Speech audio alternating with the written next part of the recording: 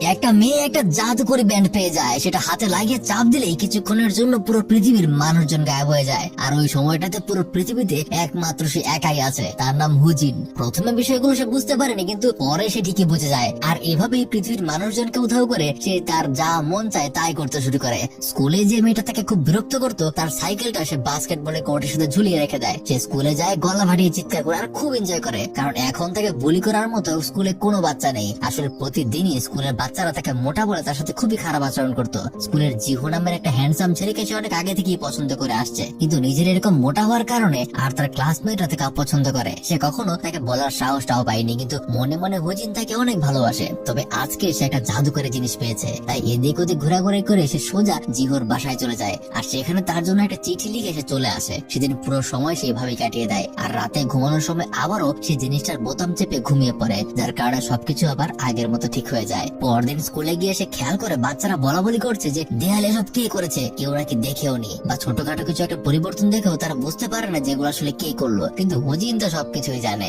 আর এদিকে স্কুলের শেষে জিহো টেবিলের উপর সেই নোটটা খুঁজে পায়, কিন্তু সে জানে না এটা কে লিখেছে। একে একে দিন পার হতে শুরু করে। হুজিন ধীরে ধীরে তার এসব কাণ্ড কীর্তি আরো বাড়িয়ে দেয়। মাঝখান দিয়ে সেই নোটের মাধ্যমে জিহোর সাথে তার পরিচয় হয়। প্রথমে জিহো এই বিষয়ে কিছু বুঝতে পারছিল না, কিন্তু ধীরে ধীরে এই অপরিচিত নোটগুলোর মাধ্যমে কথা বলতে বলতে জিহো হুজিনের প্রেমে পড়তে শুরু করে। তবে সে এখনো জানে না যে এটা অন্য কেউ নয়, এটা হুজিন। এভাবে আরো কয়েকটা দিন পার হয়। একদিন স্কুলের টিচার বাচ্চাদের জন্য একটা ছুটির নোটিশ নিয়ে যাচ্ছিল। মাঝখানে হুজিনের সাথে ধাক্কা লেগে টিচারের হাত থেকে সেই নোটিশটা পড়ে যায়। আর হুজিন যখন জানতে পারে মাত্র 3 দিনের ছুটি দেওয়া হবে, তখন সে ডিভাইসটা ব্যবহার করে সবকিছু থামিয়ে দেয় আর ওখানে 10 দিনের ছুটি লিখে দেয়, যার কারণে স্টুডেন্টরা সহ স্কুলের টিচার থেকে শুরু করে সবাই খুব খুশি হয়ে যায়। সবাই নিজেদের ভ্যাকেশনে চলে যায়। কিন্তু 3 দিন পার হলে প্রিন্সিপাল বিষয়টা খেয়াল করে যে কেউ আসেনি কেন, তখন সবাইকে কল দিয়ে সে রাগারাগি করে। তার পরদিনই বাচ্চারা আবারও স্কুলে চলে আসে। পরের সময়গুলিতে ঘটনাগুলো আরো মজাদার হতে শুরু করে। এক রাতে জিহো তার টিমমেটকে নিয়ে বাস্কেটবল খেলছিল, আর হুজিন দূর থেকে তাদেরকে দেখছে, কিন্তু জিহোর দল খেলায় হেরে যাচ্ছিল বলে ধাপে ধাপে কয়েকবার হুজিন সময় থামিয়ে তাদের বাস্কেট করে দেয়, যার কারণে জিহোর দল খেলায় জিতে যায়। আর তাছাড়াও সেই দিনের নোটগুলির মাধ্যমে প্রতিদিনই তাদের কথাবার্তা এখনো হচ্ছে।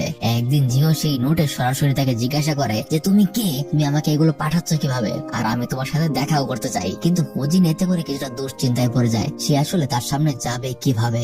এরপর থেকে এই ঘটনাগুলো কেমন যেন ধীরে ধীরে হুজিনের অবসেশনে পরিণত হতে শুরু করে।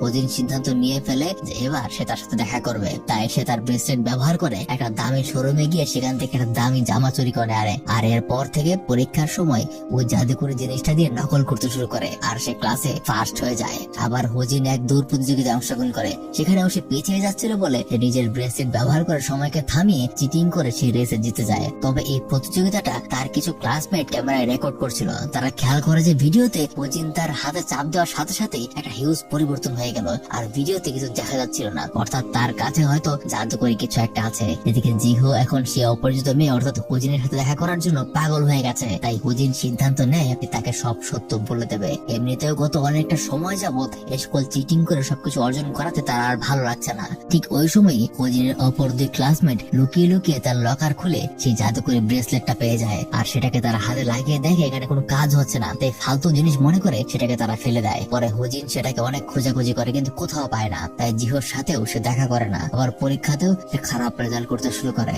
তাই এক সময় সে তার সাথে করে নকল নিয়ে যায়। তো সেই পরীক্ষায় হুজিন ধরা পড়ে যায়, আর তার মাকে ডেকে আনা হয়। তাকে সবকিছু সম্পর্কে অভিযোগ জানানো হয়। পাশাপাশি কি কারণে যেন তার ব্যাগ চেক করতে গিয়ে সেই দামি সাদা জামাটাও সবার সামনে চলে আসে। এখন তো তার কাছে এত টাকা থাকার কথা না, অর্থাৎ সে কোনো অনৈতিক পন্থায় ব্যবস্থা করেছে। তারপর এই কারণে হুজিনের মা তার উপর রেগে যায়। তার ক্লাসের প্রত্যেকে তাকে নিয়ে তামাশা করতে শুরু করে।